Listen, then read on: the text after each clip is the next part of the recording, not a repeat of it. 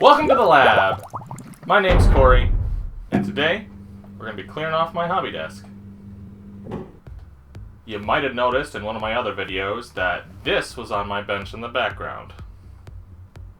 I started that project a couple months back, but we were in the middle of moving into this new house and I was doing a lot of work on this office, so it kind of just sat there untouched while I was busy doing a whole bunch of other stuff. Work got in the way and a bunch of other things that just had higher priority than working on a bunch of trees. But I recently picked up a commission from another gentleman to make a big grassy plains area to play on for his Pathfinder game, and he wanted a set of trees to go along with it. So I was like, oh, perfect. Might as well just finish those. So let's get into how I did that. I was actually making two sets of trees, one of which was a winter theme that I'm using for my Frostgrave game, so I figured I should test out what I'm going to do on that, and if it works, then great. So I cleaned off all the bases, plucking out all the hot glue from all the holes and making sure all the edges, were clean as much as I could, using an X-Acto knife to get rid of any extra pieces of plastic that were on the edges here and there. And that worked really well, actually. That just like cleaning a model. Go figure. Plastic. So continued with the model theme. Got some water and some dish soap and a wire brush. I know normally I use a toothbrush on plastic figures, but I figured scratching these up wouldn't be that big of a deal. I wanted the paint and everything to stick to them anyways, so give it a thorough scrubbing and dried them off, let them sit there for a little bit. Just exactly how you expect it would. Pretty perfect, actually. Then I had a piece of sandpaper laying around in my drawer, so instead of wasting the whole thing, I sectioned it off and gave everything a scrub down. Like I said, I wanted to make sure that all the primer and paint or whatever I was going to put on these things was going to stick and have nice amount of surface area to stick to. Gotta clean off that desk, man. So satisfying to watch. So I figured use some hot glue.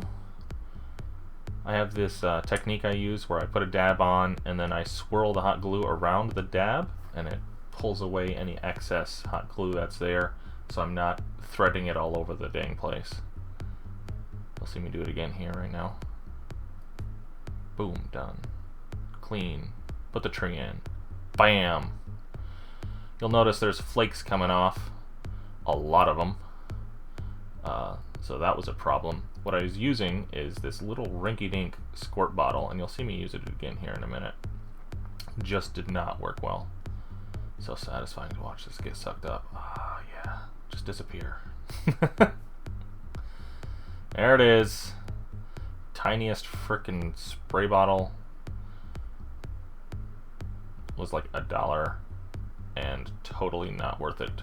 I mean, it worked on a couple of things, but it just did not put out enough. So here I'm mixing my own snow flocking. I use some kind of molding paste because it has some substance, a little bit of sparkly pigment, some glue to thin it down and give it some extra stick. And you see it just slops on there, and it worked great, honestly. This hardened overnight, and they're rock solid now. I actually have to go over my trees again with some glue, because I didn't hit them like I did the other trees, and get flocking to really stick on there. You'll see me do that later. And then I used any of the excess snow flocking I had, and put it on the trees to make it look like there was some snow sitting on it. Bit of cardboard. I never really paint over my my mat. I don't like getting that all full of paint, so I just use excess cardboard that I have laying around. Just some Vallejo primer. I didn't show it, but I scrubbed, cleaned down, and took all the other stuff off of the summer trees bases, and that's what these are. primer stuck to them perfectly. No problems at all. Just make sure you wash your stuff. You'll see there I put in some toothpicks because I didn't want to fill the holes with a bunch of gunk. Painted them in olive green to get some undercolor just in case the flocking wasn't perfect. And I got the bright green grass, woodland scenics flocking, fine turf.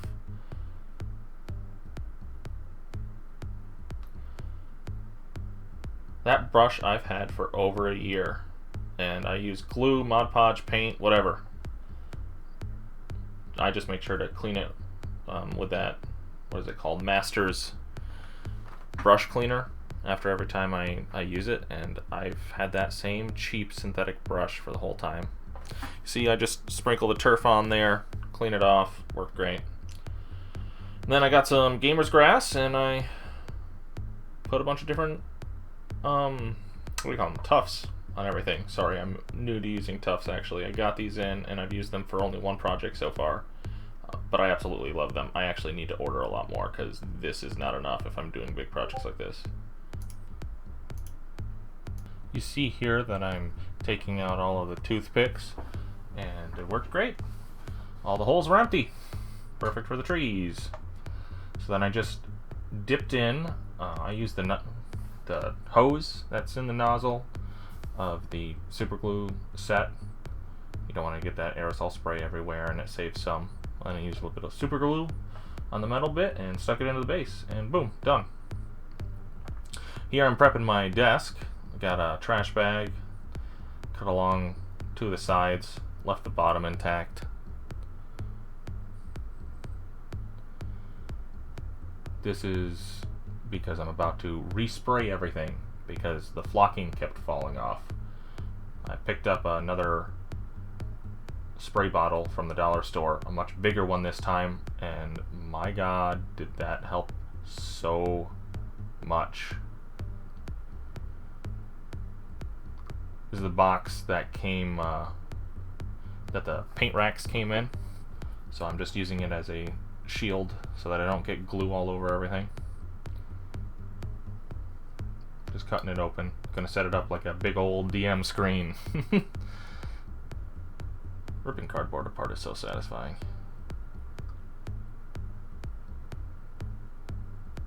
Making sure that it's on the trash bag so that the glue doesn't just roll away.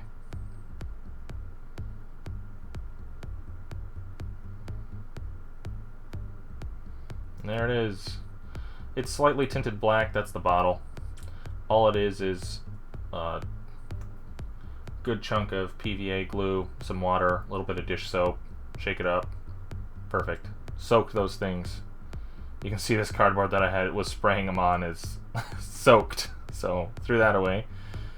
And then just wiped up a bunch of the stuff that was left so that I don't spill it everywhere, and we're good to go. Then I got out my Proxon. Not necessary to make tiles, but I got one, so I'm going to use it. Lock it in place with a bit of paper towel. Put on my dust mask. You should always wear a dust mask when you're cutting a large amount of foam. Shouldn't be breathing that stuff in. My window was also open, just for the safety police out there. That, and it was a little toasty in my room anyways. Notice one side was flat, so I didn't bother squaring it up. Didn't need to, just needed to make sure that it was 6 inches thick. I am squaring up the other end though, so that I can make, well, squares. Made a, what was it? I think it was 18, 16, 18, I think it was 16 6x6s. Then I did 24 3x3s and 24 1x3s. Here you'll see me cutting 3-inch strips and then 1-inch strips. The customer wanted 2 foot by 2 foot area. I accidentally made enough for a 2 by 3 foot area. Next time I do this to make the grid in these squares, I'm going to hold them on the wire for a little bit longer or turn up the heat. I don't think the grid was wide enough. It's still noticeable in the flocking, but there's some areas where it was just the cut was not deep enough or wide enough. I poked holes in the foam just so that I could line up my grid and a little easier, and then just draw it. It's pretty simple. These were too big to be able to be gridded on the Broxon, too tall. Just put a little bit of the knife out and used that as a guide so that I didn't cut through the thing. Just made it super simple. Then went all over it with my pen to deepen the grooves.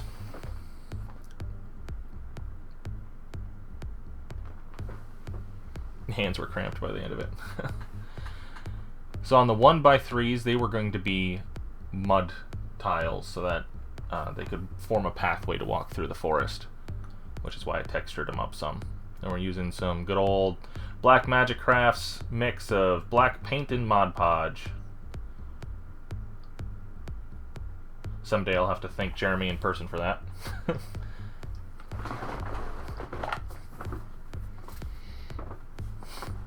Coated everything down. Like I said, same brush. Used it for over a year now.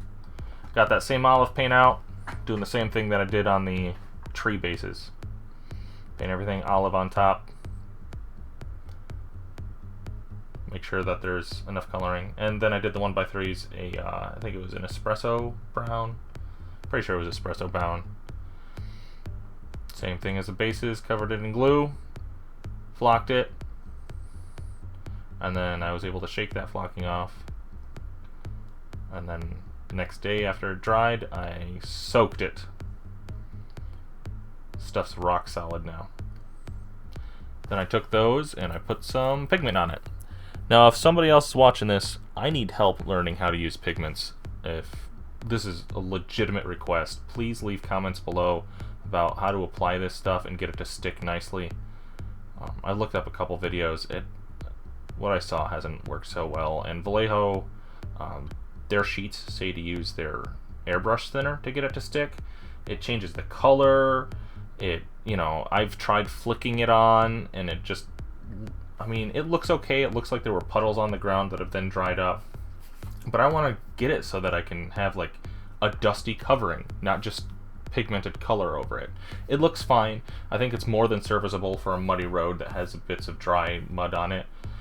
But gosh, I just want it to work better. I want it to look better. So if anybody can help me out, point me in the direction of some videos or something. I need to learn how to use pigments better. Then just needed to make it nicer. Mod Podge covered everything just well, but it never is black enough. So I covered the bottoms and all the sides with black paint. Just clean it up, and here it is. I love this modular terrain so much. You can stack it for hills.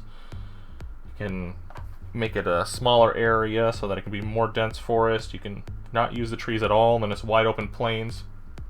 I chose not to put any of the grass tufts and flowers on the actual tiles. I asked the customer about it too, just for ease of storage and stacking. That way it's not getting squished all over the place. But man, I love this. It looks so cool.